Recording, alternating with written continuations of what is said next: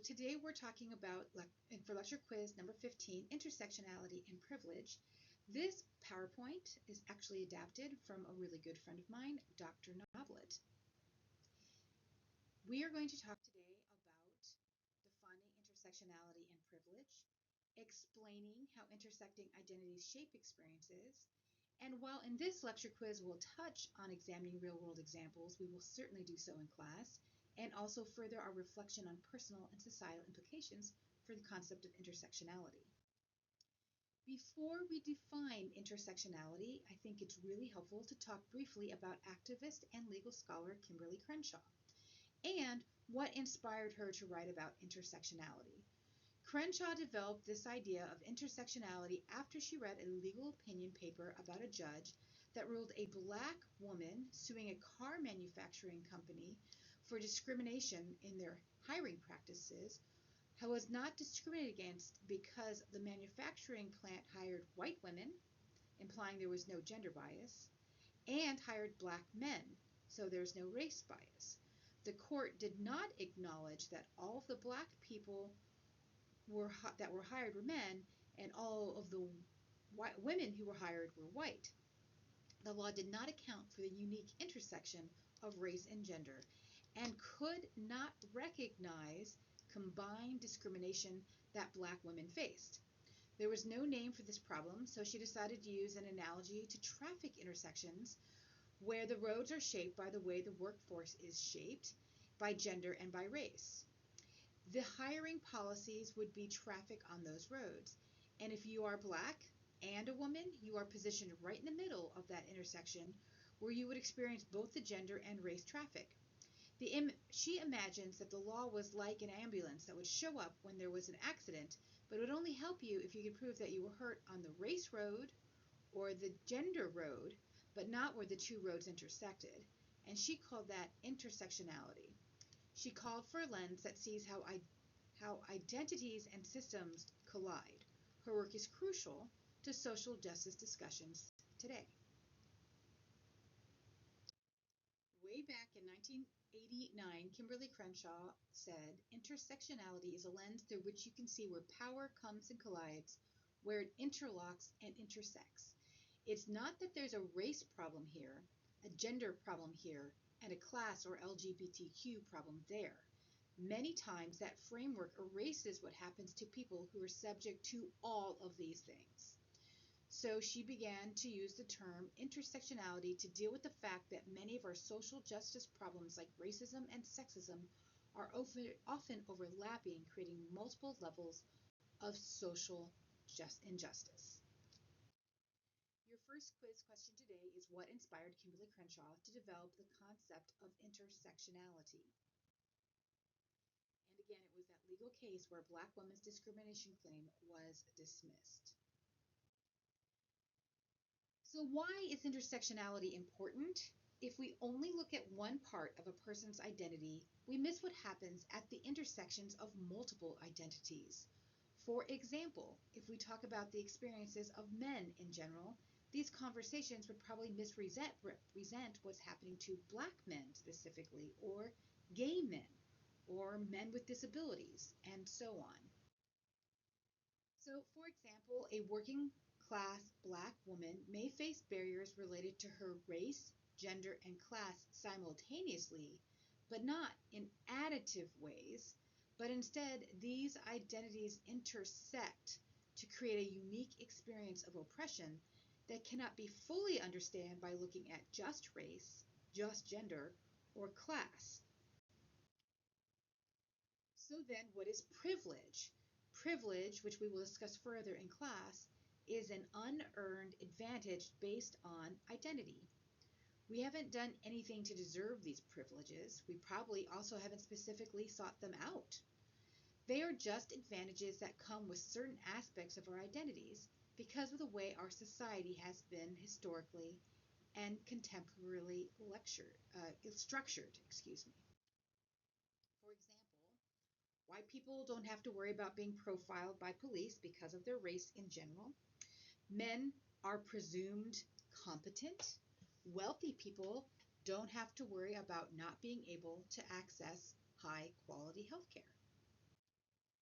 Your second quiz question is, which of the following best describes the concept of privilege as presented in these slides? Privilege is an unearned advantage based on group membership. So remember that privilege is contextual. Someone can be privileged in some areas and be marginalized in another. A wealthy white gay man may still face discrimination because of their sexual identity, despite having advantages because of class and race. Intersectionality can help us analyze these overlaps. So as you look at this particular image, you can see that there are terms and they're nicely mapped out. And so you might look at this and see some of these are views as privileged on the privileged side, where it's above the domination, or on the oppressed side. So perhaps you might be a person of European heritage who is a man, but also non-literate. Those could be a problem when you put all of it together, but not every aspect. So your next question is, why is intersectionality important when analyzing social issues?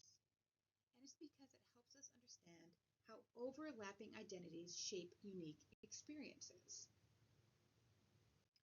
So let's look at a couple of real-world examples of inequality through an intersectional lens. When it comes to wage inequality, we often discuss the gender wage gap, but don't often acknowledge the racial differences in the ratio of women's to men's earning. Not doing so hides an important part of the story when it comes to discussing gender and employment. When we break down the gender pay gap by race, intersectionality shows us the results of overlapping discrimination. For example, women's earning as a percentage of white men's earning by race and ethnicity shows that Black or African women make 63% or 63 cents on the dollar compared to a white man. Asians make 87 cents on the dollar. Asian women makes 87 cents, and Hispanic or Latino origin women make 55 cents on average when compared to men. Also, if you look at the projections by race and ethnicity, you'll see that the ability to get equity changes dramatically depending on which particular group you belong to. You'll note that Asian women are likely to become equitable to men. Asian women and white men should have, if we follow data, their wages should raise and be about equal in 2041. However, at the rate that Hispanic women are gaining their rates of wages, it won't be till 2451. That's quite a long time. So education is another area where intersectionality shows up. Black girls are more likely to be punished due to racial and gendered stereotypes impacting long-term outcomes. And also, they are just because of the stereotypes as they are aggressive or disrespectful, and this truly leads to a school-to-prison pipeline. Media representation often erases or distorts people at intersections of marginalized identity. That shapes who gets visibility, empathy, and power in our culture. For example, there is a significant underrepresentation of women of color, LGBTQ+, or disabled characters. There's often stereotyping and tokenism.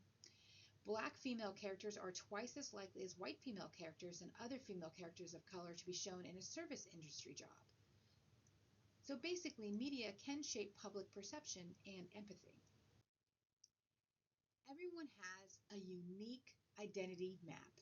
Understanding how these interact help build empathy and fuel structural change. Our goal isn't to compare oppression, but to understand it. In addition, intersectionality helps us build awareness, which can in turn help us understand and become more empathetic and could lead to more change. So intersectionality will really help us build a more just and inclusive world. Intersectionality as a tool enhances social analysis, prevents oversimplification, and it does encourage empathy and systemic thinking, and it's essential for creating equity. It is a tool that helps us understand injustice in layered ways. It prevents one-size-fits-all thinking in equity work. Let's address some misconceptions. Intersectionality is not about ranking oppression or guilt. It's about seeing systems more clearly and acting with insight. This is not about the oppression Olympics. It's definitely not meant to assign guilt. And privilege does not invalidate personal struggles at all. Remember, it's a lens, not a label. I will see you in class where we will discuss this idea specifically in terms of family.